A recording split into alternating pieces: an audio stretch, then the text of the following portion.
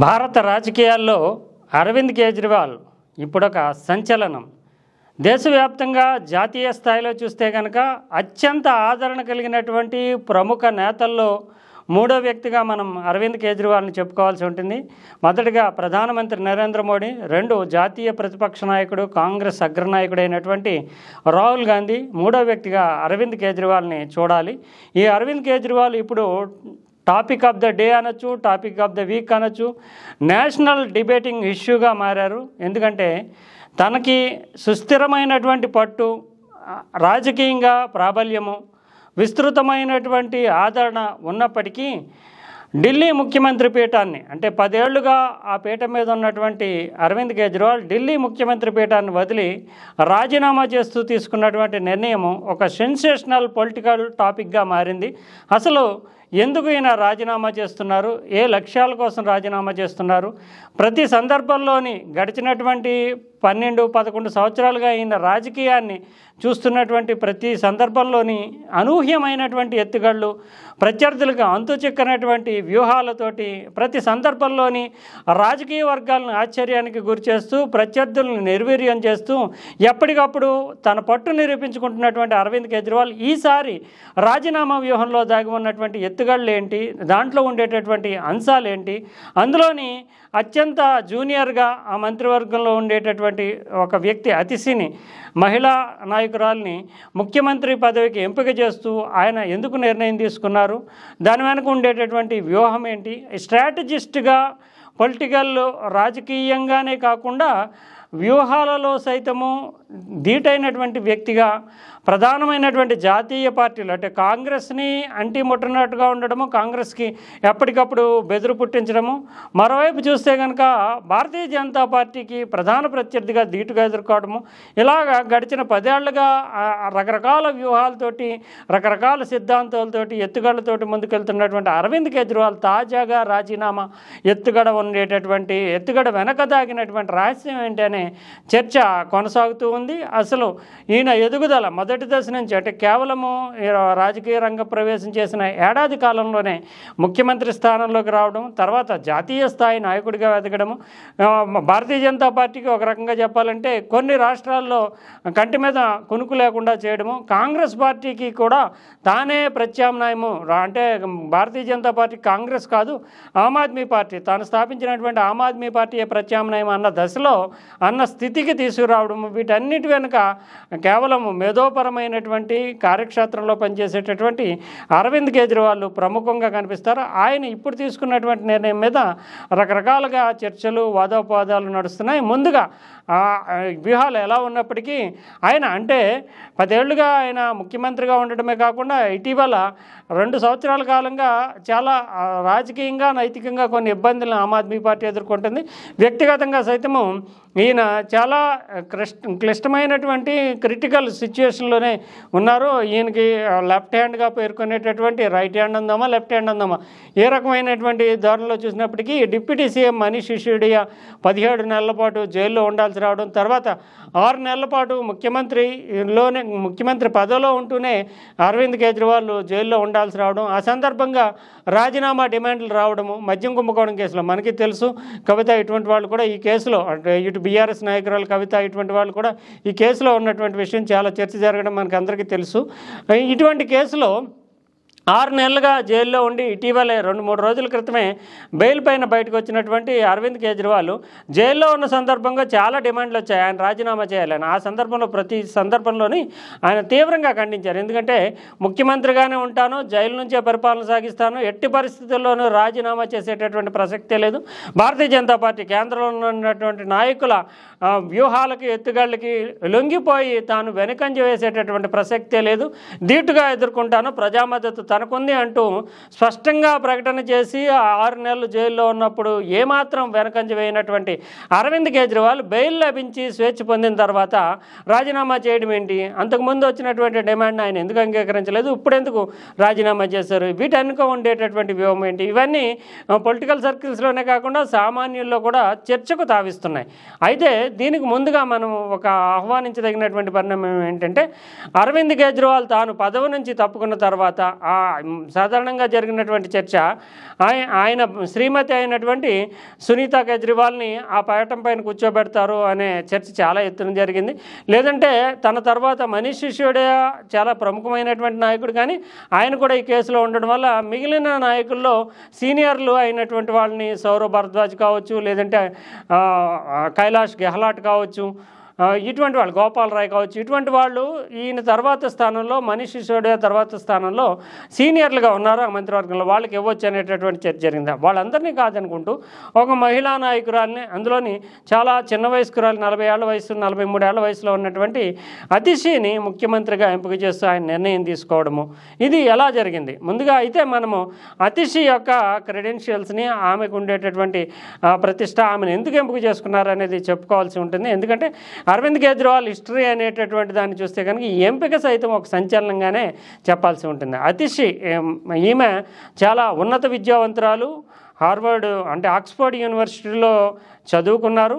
తర్వాత ఈ ఉద్యమాలతోటి మమేకమైనటువంటి నాయకత్వ స్థాయి ఉంది. తర్వాత చురుకైనటువంటి చాలా వేగవంతంగా నిర్ణయాలు తీసుకునేవారు, సామాజిక దృక్పథం కలిగినటువంటి వ్యక్తి. అతిషికి సంబంధించి ఇంకా మనం చెప్పుకోవాలంటే ఆమ్ ఆద్మీ పార్టీ తొలి దశ నుంచి, ఏర్పాటైన దశ నుంచి ఆ పార్టీకి సంబంధించినటువంటి విధి విధానాల రూపకల్పన, అంటే పార్టీ ఏ రకమైనటువంటి ఎజెండాతో ముందుకు వెళ్ళాలి, పార్టీ ప్రజాపాలనకు సంబంధించి తీసుకోవాల్సినటువంటి నిర్ణయాలు, ఈ అంశాల మీద చాలా చాలా ఎక్కువగా పనిచేసినటువంటి వ్యక్తిగా చెప్తారు. మన ఆంధ్రప్రదేశ్కి కూడా ఈమెతోటి కొంత సంబంధం ఉంది. ఎలా అంటే ఈమె ఆక్స్ఫర్డ్ యూనివర్సిటీలో ఎడ్యుకేషన్ పూర్తి చేసుకున్న తర్వాత చిత్తూరు జిల్లా, అంటే చిత్తూరు జిల్లాలో మదనపల్లి ప్రాంతంలో రిషి వ్యాలీ అనేటటువంటి ఒక ఉన్నత ప్రమాణాలు కలిగినటువంటి విద్యా సంస్థ ఉంటుంది. ఆ విద్యా సంస్థలో టీచర్గా పనిచేశారు. తర్వాత మధ్యప్రదేశ్లో వ్యవసాయ సేంద్రియ అంశాలపైన పనిచేశారు, ఇరిగేషన్ రంగం పైన పనిచేశారు, ఎన్జిఓలతో కలిసి పనిచేశారు. ఎన్జిఓలతో కలిసి పనిచేస్తున్నటువంటి సందర్భంలోనే ఆమ్ ఆద్మీ పార్టీ అంటే అప్పట్లో జరిగినటువంటి ఇండియా అగెన్స్ట్ కరప్షన్ ఆ ఉద్యమానికి మద్దతు ఇస్తూ, తర్వాత ఆమ్ ఆద్మీ పార్టీ రూపకల్పన జరిగిన తర్వాత ఆ పార్టీలో విధానాలను నిర్దేశించేటటువంటి కమిటీల్లో కీలకమైనటువంటి వ్యక్తిగా ఆమ్ ఆద్మీ పార్టీకి ప్రిన్సిపల్ అంటే ఒక అడ్వైజరీ రోల్లోకి, తర్వాత యాక్టివిటీ రోల్లోకి వెళ్ళారనే చెప్పాల్సి ఉంటుంది. తర్వాత ఈమె ముఖ్యంగా ఆమ్ ఆద్మీ పార్టీకి 2 అంశాలు, ఆమ్ ఆద్మీ పార్టీ ప్రభుత్వము ఏర్పాటైన తర్వాత 2 అంశాల్లో ఆమ్ ఆద్మీ పార్టీ చాలా పేరు తెచ్చుకుంది. ఒకటి విద్యారంగంలో తీసుకొచ్చినటువంటి మార్పులు. విద్యారంగంలో అంటే ప్రభుత్వ విద్య అంటే దూరం అయిపోతున్నటువంటి స్థితిలో ప్రభుత్వ పాఠశాలల్లో మెరుగైన వసతులు, విద్యార్థులపైన భారం పడినటువంటి పాఠ్య ప్రణాళికలు, తర్వాత అక్కడ ఆహార వసతులు, విద్యార్థులకు ఉన్నత ప్రమాణాలతో కూడిన విద్య అందించడం, ఇలాగా అనేక అంశాల్లో ప్రభుత్వ పాఠశాలలు కార్పొరేట్ పాఠశాలకు ధీటుగా తయారు చేసేటటువంటి అంశంలో చాలా కృషి చేసి దాని మీద ఒక విధి విధానాలు రూపొందించడంలో ఆర్షి చాలా చాలా చాలా తీవ్రంగా శ్రమించారు. అంతేకాకుండా వీళ్ళిద్దరూ మనీష్ సిసోడియా జైల్లోకి వెళ్ళిపోవడం, డిప్యూటీ చీఫ్ మినిస్టర్, తర్వాత అరవింద్ కేజ్రీవాల్ చీఫ్ మినిస్టర్ జైల్లోకి వెళ్ళిపోవడం, తర్వాత అనేక మంది మీద కేసులు ఉండడము, సత్యేంద్ర జైన్ ముఖ్యంగా ఆమ్ ఆద్మీ పార్టీకి పేరు వచ్చిందే 2 రంగాల్లో, విద్యారంగము, ఒకటి వైద్య రంగం. అంటే మొహల్లా క్లినిక్లని ప్రతి వాడవాడన క్లినిక్లు ఏర్పాటు చేసి సామాన్యులకు వైద్యాన్ని, ప్రాథమిక వైద్యాన్ని అందుబాటులోకి తీసుకొచ్చినటువంటి ఘనత ఆమ్ ఆద్మీ పార్టీకి చెందింది. ఆమ్ ఆద్మీ పార్టీలో ఈ 2 అంటే విద్యారంగానికేమో మనీష్ సిసోడియా నేతృత్వం వహించారో, ఆ విభాగానికి సలహాదారుగా మనీష్ సిసోడియా విధానాలని రూపకల్పన చేయడం కానీ, లేదంటే వాటిని క్షేత్రస్థాయిలో అమలు చేయించడంలో అతిశి చాలా కీలకమైనటువంటి పాత్ర పోషించారు. ఆ తర్వాత వైద్య రంగానికి చెందినటువంటి సత్యేంద్ర జైన్ సైతం జైల్లో ఉండడంతో ఈ కేసుల్లో ఇంకా ఆ 2 రంగాలు, తర్వాత ఆ 2 రంగాలకు దిశానిర్దేశం చేయడం, అదే సమయంలో వీళ్ళిద్దరూ కీలకమైన నాయకులు ఇద్దరు జైలుకి వెళ్ళినటువంటి సమయంలో ఈమె ఆ బాధ్యతలను తీసుకుంటూ 14 శాఖల్ని నిర్వహిస్తూ ఆమె చాలా కీలకమైనటువంటి 2022లో బాధ్యతల్లోకి వచ్చినటువంటి తర్వాత ఆమె చాలా కీలకమైనటువంటి స్థాయిలో పనిచేశారు. ఈ పని చేసినటువంటి తీరంతా ఆమెకి అడ్వాంటేజ్గా మారి ఇప్పుడు అతి చిన్న వయసులో ఉన్నప్పటికీ ఆమెకు ఆ పదవి ఇచ్చారు. నిజానికి గోపాల్ రాయ్ కానీ, సౌరవ్ భరద్వాజ్ కానీ, లేదంటే కైలాష్ గెహ్లాట్ కానీ వీళ్ళంతా సీనియర్లు అయినప్పటికీ వాళ్ళందరికీ లేని అర్హత ఈమెకి ఏముందంటే వాళ్ళందరి మీద కూడా ఏదో స్థాయిలో కేసులు ఉన్నాయి. అందువల్ల ఈమె ఒక క్లీన్ చిట్, చాలా క్లియర్ కట్గా ఆమె మీద ఎటువంటి వేలెత్తి చూపలేనటువంటి ట్రాక్ రికార్డు, క్షేత్రస్థాయిలో పనిచేసినటువంటి రికార్డు, ఆమ్ ఆద్మీ పార్టీకి వెనుదన్నుగా ఉన్నటువంటి రికార్డు, ఇవన్నిటినీ చూసుకున్న తర్వాతే ఈమెని అతిశీని ఎంపిక చేసినట్లుగా చెప్పాల్సి ఉంటుంది. నిజానికి మహిళలకి రాజకీయాల్లో ఉన్నత పదవుల్లో చాలా ఎంత చెప్పుకున్నప్పటికీ చాలా తక్కువ స్థానమే లభిస్తోంది. ఢిల్లీకి మాత్రం ప్రత్యేక ట్రాక్ రికార్డు ఉందని చెప్పాలి. ఢిల్లీ ముఖ్యమంత్రులుగా మొదటి చూస్తే కనుక సుష్మా స్వరాజ్ భారతీయ జనతా పార్టీ నాయకురాలు, తక్కువ కాలమే అయినప్పటికీ 1998లోనే ముఖ్యమంత్రిగా సుష్మా స్వరాజ్ చేశారు. తర్వాత షీలా దీక్షిత్ కాంగ్రెస్ పార్టీ తరఫున 15 ఏళ్ల పాటు ముఖ్యమంత్రిగా చేశారు. తర్వాత ఆమ్ ఆద్మీ పార్టీ అధికారంలోకి రావడం ఇవన్నీ జరిగినాయి. అది మనకు తెలుసు. అయితే ఈవిడ 3వ ముఖ్యమంత్రిగా మనం అతిశీని మహిళా ముఖ్యమంత్రిగా ఢిల్లీలో చూడాల్సి ఉంటుంది. ఇప్పటి వరకు దేశ స్వాతంత్రానంతర కాలాన్ని మొత్తాన్ని పరిగణనలోకి తీసుకున్న జాతీయ స్థాయిలో దేశం మొత్తం మీద 17 మంది మాత్రమే మహిళా ముఖ్యమంత్రులు పనిచేశారు. ఇప్పుడు ఉన్న వాతావరణాన్ని, నేటి ప్రజెంట్ పాలిటిక్స్ని చూసుకుంటే మమతా బెనర్జీ పశ్చిమ బెంగాల్లోను, ఇక్కడ ఢిల్లీలో అతిశి ఇద్దరే మహిళా ముఖ్యమంత్రులు కనిపిస్తున్నారు. రెండో మహిళా ముఖ్యమంత్రి ఇప్పుడు ఉన్నటువంటి ముఖ్యమంత్రుల్లో అందరిలోని కూడా చిన్న వయస్కురాలుగా చెప్పాలి. ఆమెకు ఉండేటటువంటి ట్రాక్ రికార్డు ఇది. దీనివల్లనే ఆమెను అంటే ప్రత్యర్థులు భారతీయ జనతా పార్టీ టార్గెట్ చేసి చేయడానికి కానీ, కేసులు పెట్టడానికి కానీ ఏమీ లేనటువంటి క్లియర్ కట్ రికార్డు ఉండడం, రాజకీయంగా ఆమెలో ఉండేటటువంటి దూకుడు, ఆమ్ ఆద్మీ పార్టీ యొక్క సిద్ధాంతంతో మమేకం అవడము, గడిచినటువంటి 15-18 నెలల కాలంగా ఆమె ప్రభుత్వ పరంగా పోషించినటువంటి పాత్ర, 6 నెలలుగా ముఖ్యమంత్రి జైల్లో ఉన్నప్పుడు పార్టీని, ప్రభుత్వాన్ని నడపడంలో ఈమె పోషించినటువంటి పాత్ర, వీటన్నిటినీ పరిగణనలోకి తీసుకున్న తర్వాత ప్రభుత్వాన్ని సమర్థంగా నడపగలేటటువంటి సామర్థ్యం ఉంది మహిళా ముఖ్యమంత్రి కాబట్టి చిల్లర ఆరోపణలు, చిల్లర వివాదాలు కానీ ఆమెను వేలెత్తి చూపడం కానీ ప్రత్యర్థి రాజకీయ పార్టీలకి అంత సులభంగా సాధ్యం కాదు అనేటటువంటి అంశాలను, పొలిటికల్ ఇష్యూస్ని కూడా పరిగణనలోకి తీసుకున్న తర్వాత అరవింద్ కేజ్రీవాల్ ఈమెను ఎంపిక చేసినట్లుగా మనం చెప్పాలి. ఇప్పుడు అరవింద్ కేజ్రీవాల్ ఈ నిర్ణయం తీసుకోవడం, అనూహ్యమైనటువంటి నిర్ణయాలు తీసుకోవడం, తొలి నుంచి ఆయన ఎదుగుదల, ఇవన్నీ ఇప్పుడు డిబేటబుల్ పాయింట్స్గానే ఉన్నాయి. అరవింద్ కేజ్రీవాల్ ఒక ఐఆర్ఎస్ అధికారిగా ఎదిగినటువంటి వ్యక్తి, ఐఆర్ఎస్ అధికారిగా రాజకీయాలపైన ఇంట్రెస్టు, సామాజికమైనటువంటి నేపథ్యం ఉన్నటువంటి వ్యక్తి. ఇక్కడ కూడా మనం చూసాం తెలుగు రాష్ట్రాల్లో లోక్సత్తాని వ్యవస్థాపన చేసి లోక్సత్తా స్వచ్ఛంద కార్యక్రమాలు, ప్రజాస్వామ్యాన్ని బలోపేతం చేయడం, ప్రజలకు సంబంధించి ప్రభుత్వాన్ని జవాబుదారీగా చేయడం, రాజకీయ పార్టీలని కూడా ప్రజలకు జవాబుదారీ కావాలని కోరటము, ఇవన్నిటితోటి జయప్రకాష్ నారాయణ లాంటి సీనియర్ ఐఏఎస్ అధికారి లోక్సత్తాని స్థాపించి తర్వాత దాన్ని రాజకీయ పార్టీగా మార్చి తర్వాత రాజకీయ పార్టీగా విఫలం కావడము, ఇవన్నీ చూసాం. కానీ లోక్సత్తా స్వచ్ఛంద సంస్థగానే చాలా పనిచేసింది, రాజకీయ పార్టీగా పెట్టిన తర్వాత విఫలమయ్యారు. కానీ లోక్సత్తా ఫెయిల్ అయిన, లోక్సత్తా తరహా విధానాలని అందిపుచ్చుకున్న అరవింద్ కేజ్రీవాల్ మాత్రం పొలిటికల్ లీడర్గా ప్రభుత్వాన్ని ఏర్పాటు చేసేటటువంటి స్థాయికి రావడం, సక్సెస్ కావడం అనేది మనము ఒక రోల్ మోడల్గానే చెప్పాల్సి ఉంటుంది. అసలు అరవింద్ కేజ్రీవాల్ ఎలా ఎదిగాడు? 2013 అంటే అప్పటికి 9 సంవత్సరాలుగా అధికారంలో ఉన్నటువంటి యూపీఏ కూటమి కేంద్ర ప్రభుత్వం తీవ్రమైనటువంటి కుంభకోణాల్లో కూరుకుపోవడము, అవినీతిపైన ప్రజల్లో అసంతృప్తి, నిరసన నెలకొని ఉన్నటువంటి స్థితిలో జనలోక్పాల్ కావాలంటూ అన్నా హజారే రాలేగావ్ సిద్ధి గ్రామం యొక్క రూపురేఖలను మార్చేసినటువంటి సామాజిక ఉద్యమకారుడైనటువంటి అన్నా హజారే తీవ్రస్థాయిలో అవినీతి వ్యతిరేక ఉద్యమాన్ని చేయడము, నిరాహార దీక్షలను చేపట్టి కేంద్ర ప్రభుత్వంలో ప్రకంపనలు సృష్టించారు 2013 ప్రాంతంలో. అప్పట్లో నిజానికి కేంద్ర ప్రభుత్వం అంతా ఏం చేయాలో తెలియనటువంటి నిస్సహాయ స్థితిలోకి చేరుకుంది. ఆ అన్నా హజారేకి అనుచరులుగా, అంటే అన్నా హజారే ఉద్యమానికి మద్దతుగా మొదలైనటువంటి టీమ్ అన్నా, అంటే ఇండియా అగెయిన్స్ట్ కరప్షన్లో భాగంగా, అంటే అవినీతి వ్యతిరేకంగా భారతదేశం ఉద్యమిస్తుంది అనే నినాదాన్ని తీసుకున్నటువంటి ఇండియా అగెయిన్స్ట్ కరప్షన్ ఉద్యమంలో భాగంగా జనలోక్పాల్ బిల్లు కోసం, అంటే ప్రధానమంత్రిని కూడా వివిధ అంశాల మీద అవినీతిపైన విచారణ చేసేటటువంటి హక్కు ఉండాలనే ఉద్యమాన్ని చేపట్టినటువంటి దిశలో అన్నా హజారే అప్పటికి చాలా పెద్ద నేత, సామాజిక ఉద్యమకారుడిగా దేశవ్యాప్తంగా పేరు ప్రఖ్యాతులు ఉన్నటువంటి అన్నా హజారే ఢిల్లీలో చేపట్టినటువంటి ఉద్యమంలో ఆయనకి మద్దతుగా ఉండడానికి ఒక టీం ఏర్పడింది. అది టీం అన్నాలో కిరణ్ బేడి చాలా కీలకమైనటువంటి నాయకురాలు. ఎందుకంటే అప్పటికే కిరణ్ బేడీకి నిజానికి అరవింద్ కేజ్రీవాల్ కావచ్చు, ఆయనతో పాటు ఉన్నటువంటి యోగేంద్ర యాదవ్ కావచ్చు, తర్వాత యోగా గురు అయినటువంటి రామ్దేవ్ బాబా కావచ్చు, సుప్రీంకోర్టు జడ్జి అయినటువంటి ప్రశాంత్ భూషణ్ కావచ్చు, వీళ్ళంతా ఈ టీం అన్నాలో భాగము. దీంట్లో అన్నా హజారే తర్వాత దేశవ్యాప్తంగా పేరు ప్రఖ్యాతులు ఉన్నటువంటి వ్యక్తి అప్పటికి కిరణ్ బేడీ అని చెప్పాలి. ఎందుకంటే కిరణ్ బేడీకి 70s అంటే దేశంలోనే మొట్టమొదటి మహిళా ఐపీఎస్ అధికారిగా ఆమెకి పేరుంది. తర్వాత ప్రధానమంత్రి అయినటువంటి ఇందిరాగాంధీని 1982లో ఇందిరాగాంధీ కార్ని ట్రాఫిక్ అడ్డంగా ఉంది, నిలపకూడనటువంటి స్థలంలో నో పార్కింగ్ జోన్లో నిలిపారు అనేటటువంటిది. దాంతో క్రేన్ తీసుకొచ్చి ప్రధానమంత్రి కారుని ఎత్తివేయించేసినటువంటి ఒక స్థైర్యము సాహసం కలిగినటువంటి పోలీస్ అధికారిగా 80లో ఒక రికార్డు తెచ్చుకున్నటువంటి కిరణ్ బేడీ, చాలా క్రేన్ బేడీ అంటారు, కిరణ్ బేడీ కాదు క్రేన్ బేడీ అంటూ ఢిల్లీలో ఆమెకి పేరు.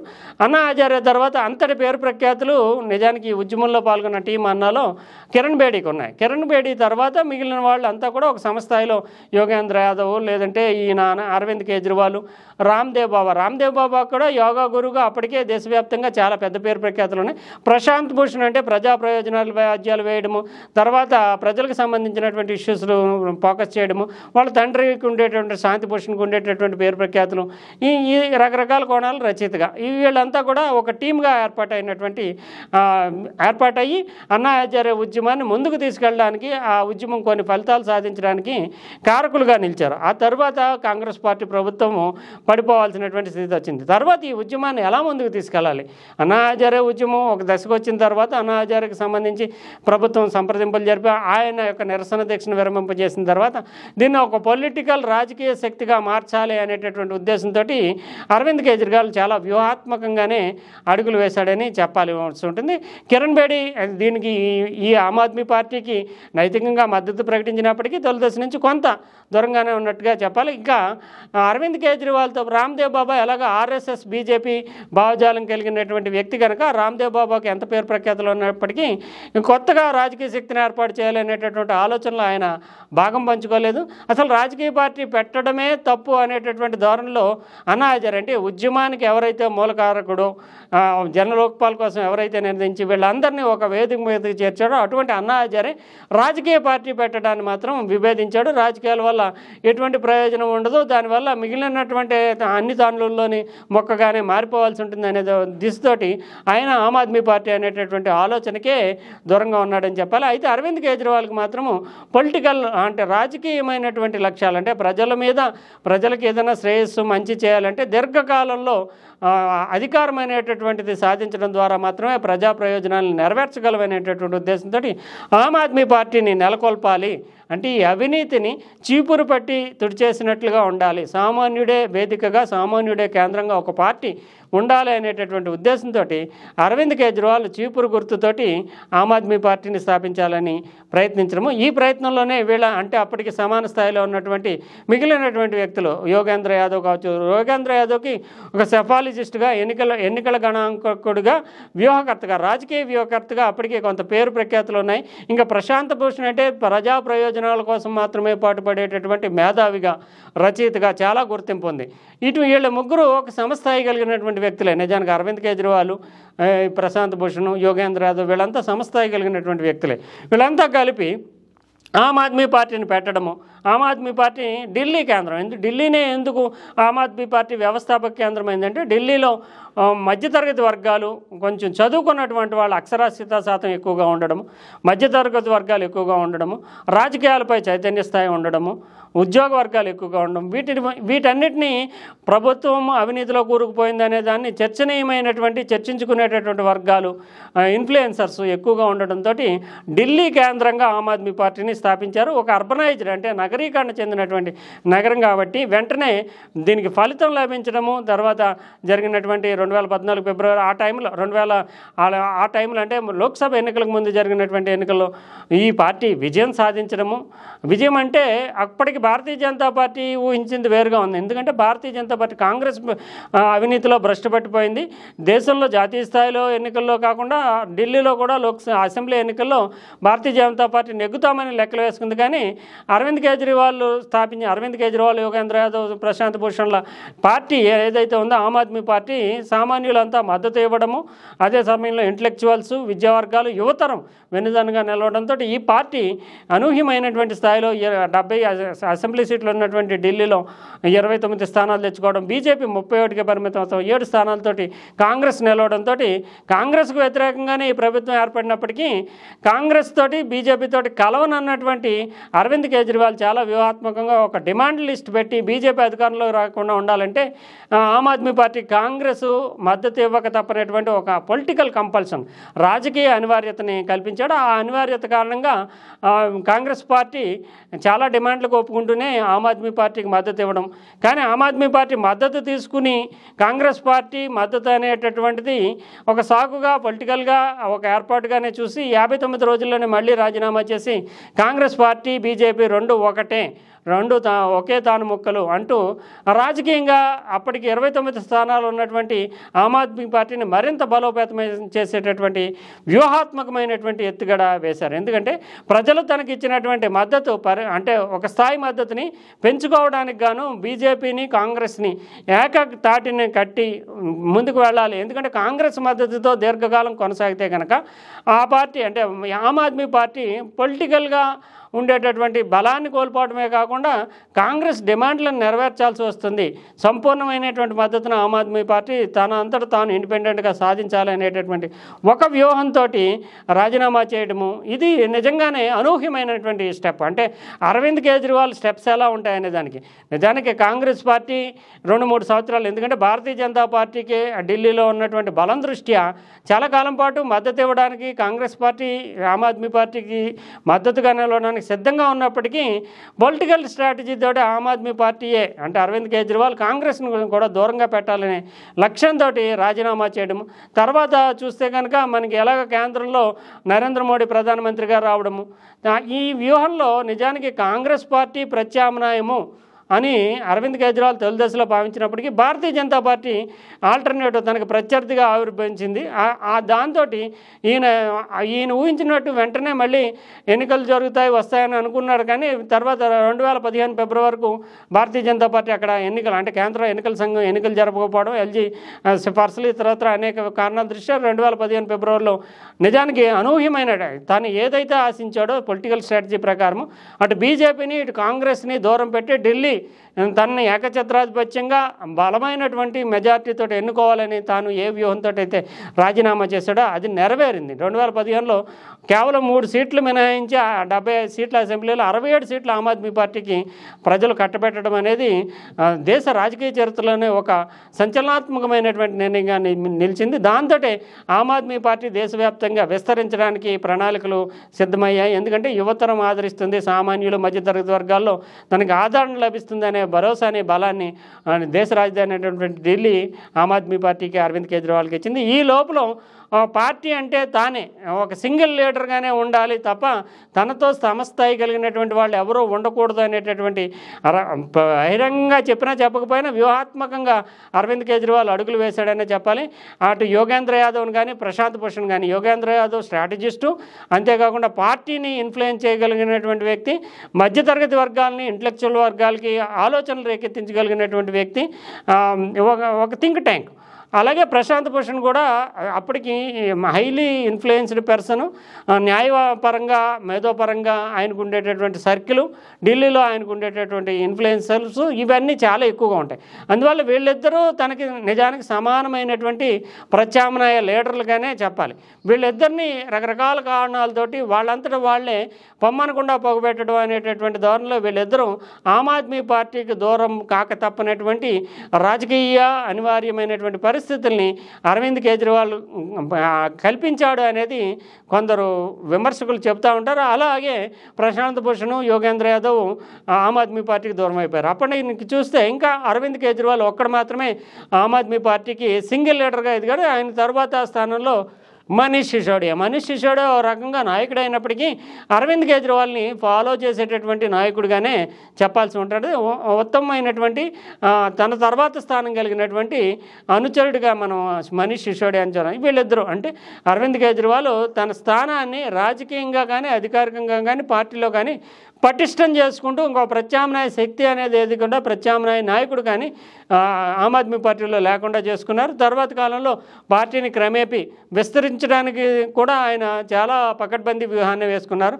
అప్పటికి భారతీయ జనతా పార్టీ హవా నెలకొనడం, కాంగ్రెస్ పార్టీ క్రమంగా బలహీనపడడం, దీంతో తానే భారతీయ జనతా పార్టీకి ప్రత్యామ్నాయం జాతీయ నాయకుడు కావాలనేటటువంటి లక్ష్యాలతోటి సాక్షాత్తు నరేంద్ర మోడీ మీదే పోటీ చేయడం, అంటే తానే అంటే ఆయనకి ప్రత్యర్థి అనేటటువంటి కోణంలో రాహుల్ గాంధీ కానీ ఇతరులు కానీ కాదు అనేటటువంటి కోణంలో వారణాసిలో నరేంద్ర మోడీ మీద పోటీ చేయడము, గోవా, గుజరాత్ ఇటువంటి అనేక చోట్ల ఎన్నికల్లో పాల్గొనడము, ఓటింగ్ పర్సంటేజ్ పెంచుకోవడము, తర్వాత కాలంలో పంజాబ్లో పార్టీని అధికారంలోకి తీసుకురావడం, ఇవన్నీ చాలా వ్యూహాత్మకంగా పార్టీ జాతీయ పార్టీగా ఎదగడము, జాతీయ స్థాయిలో అటు నరేంద్ర మోడీ తర్వాత రాహుల్ గాంధీ తర్వాత అత్యంత విస్తృతమైనటువంటి ప్రజాబేష్ కలిగినటువంటి నాయకుడిగా పేరు తెచ్చుకోవడం అనేది అరవింద్ కేజ్రీవాల్ ఎప్పటికప్పుడు వ్యూహాలు మార్చుకుంటూ చేసినటువంటి ఒక ఎత్తుగాళ్లతో కూడినటువంటి రాజకీయ ప్రస్థానంగా మనం అరవింద్ కేజ్రీవాల్ని చూడాల్సి ఉంటుంది. తర్వాత అరవింద్ కేజ్రీవాల్ చేసినటువంటి మరొకటి, ఆమ్ ఆద్మీ పార్టీ కేవలము అంటే ఇంటలెక్చువల్ వర్గాలకి, యువతరానికి, విద్యా వర్గాలకి మాత్రమే పరిమితం కాకుండా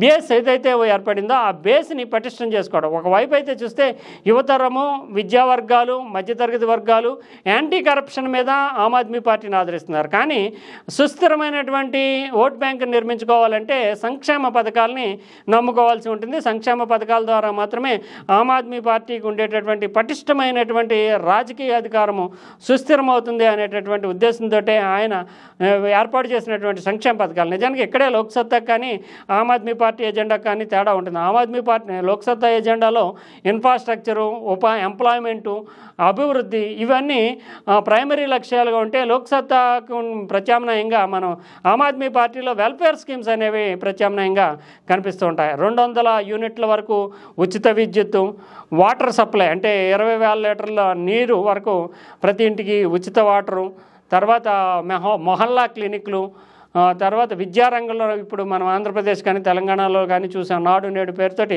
ప్రభుత్వ పాఠశాలల్ని ఇంప్రూవ్ చేయడం.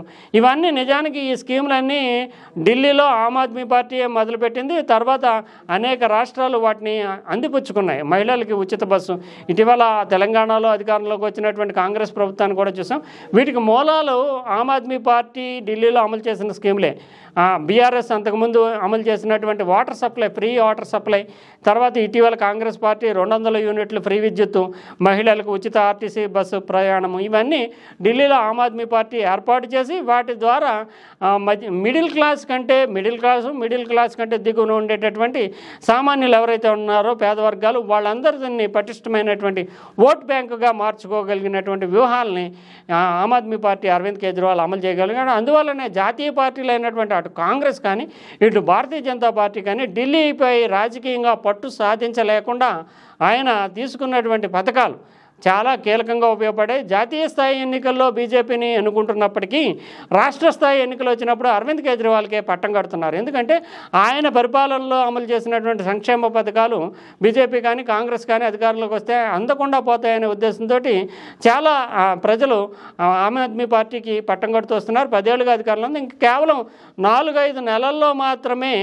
మళ్ళీ ఎన్నికలు రావాల్సినటువంటి నేపథ్యం ఉంది. అయితే ఈ సందర్భంలో ఆయన మళ్ళీ రాజీనామా చేయడము ఏమిటంటే ఇప్పుడు ఒక విక్టిమ్ కార్డ్, అంటే తాను బాధితుడిని, అందువల్ల ప్రజలు ఇంతవరకు మీరు నాకు మద్దతు ఇస్తూ నిలిచారు, నేను సమర్థుడిని, మీకోసం పనిచేస్తున్నాను అంటే కనుక మళ్ళీ నాకు ఓటు వేయండి. మీరు ఓటు వేసిన తర్వాత ఇప్పటికీ కేంద్ర ప్రభుత్వం పెట్టినటువంటి కేసుల వల్ల తాను ఇబ్బందులు పడుతున్నాను, ఇవి కేవలం రాజకీయ కక్షతో మాత్రమే పెట్టారు, అందువల్ల మీరు ఓటు వేసి నేను నిజాయితీపరుణ్ణి అనేటటువంటి నిరూపించాల్సినటువంటి బాధ్యత మీ మీదే ఉంది, అందుకని నేను నైతికంగా ఈ పదవిలో కూర్చోను, ఇప్పుడు మీరు ఓటు వేస్తే మీ ఒక్కొక్క ఓటు ఒక్కో సర్టిఫికెట్, నా నిజాయితీకి ఒక్కొక్క సర్టిఫికెట్, నా సమర్థతకి ఒక్కొక్క సర్టిఫికెట్, నేను మీకు అవసరము మీకోసం పనిచేస్తున్నానని నమ్మితే కనుక ఓటు వేయండి అంటూ ప్రజలను ఒక రకంగా చెప్పాలంటే ట్రంప్ అంటే విక్టిమ్ కార్డు తనపైన తాను బాధితుడిని అని విక్టిమ్ కార్డు ప్రయోగించడం, సైకలాజికల్ గేమ్ నడపడము, ప్రజల్ని డోలాయమానమైనటువంటి స్థితిలో పాడేయడము, ప్రజల్లో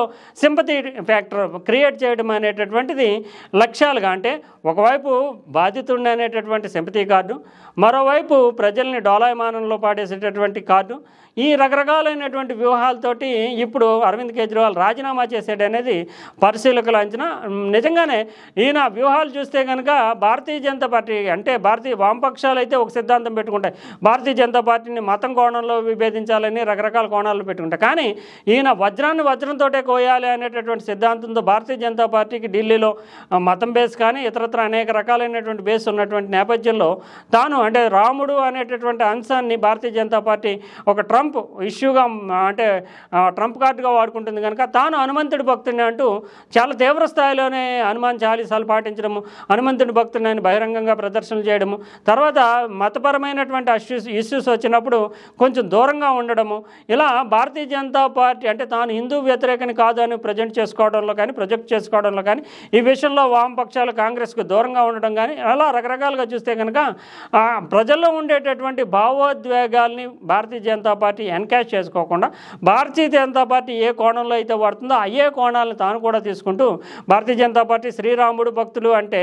తాను హనుమంతుడి భక్తుని అనేటటువంటి ప్రయోగించడం కానీ, తాను అంటే వివిధ రకాలైనటువంటి ఆలయాలను సందర్శించడం కానీ, ఇప్పుడు కూడా చూస్తే కనుక అరవింద్ కేజ్రీవాల్ అవినీతితో భ్రష్టు పట్టిపోయాడు, తప్పనిసరి పరిస్థితుల్లో రాజీనామా చేశాడు అనేటటువంటి ఇష్యూ బయటికి ఫోకస్లోకి రాకుండా తాను అగ్ని ప్రవేశం చేస్తున్నాను, అగ్ని పరీక్షను ఎదుర్కొన్నా, అగ్ని పరీక్ష అనగానే రామాయణము సీతాదేవి అగ్ని పరీక్షను ఎదుర్కోవడము, నిర్దోషిగా బయటపడము, దీన్ని అంటే ఒక సైకలాజికల్గా రిలీజియస్లో నానుడిగా ఓతపదంగా ఉన్నటువంటి అంశాన్ని కూడా తనకి అగ్ని పరీక్షతో ముడిపెట్టుకుంటూ బీజేపీ ఎదురుదాడి చేయలేనటువంటి విధంగా వ్యూహాన్ని రూపొందించుకుంటూ స్ట్రాటజికల్గానే ఈ రాజీనామా చేశారని చెప్పాలి.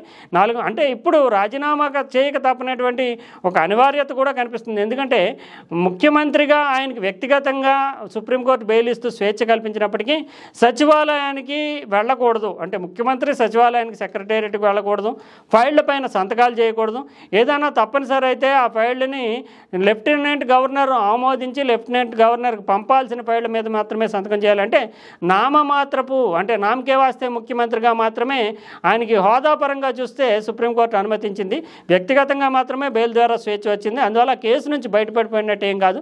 ఇలా నామమాత్రపు ముఖ్యమంత్రిగా ఉంటూ ఈ 10 ఏళ్లుగా అధికారంలో ఉన్నటువంటి పార్టీకి ఎదురయ్యేటటువంటి ప్రభుత్వ వ్యతిరేకత పవనాలు ఉంటాయి కనుక దానివల్ల సాధించేది ఏమీ ఉండదు. అందువల్ల దానికంటే కూడా తనకి జూనియర్గా తనకి విధేయంగా ఉండేటటువంటి మహిళ, క్లీన్ ట్రాక్ రికార్డు ఉన్నటువంటి మహిళను కూర్చోబెట్టి సమర్థురాలైనటువంటి దాన్ని ఈ 4 నెలల్లో చెప్పడం స్పష్టంగానే చెప్తున్నారు, ప్రజలు మళ్ళీ ఓటేస్తే నేనే ముఖ్యమంత్రిని అని.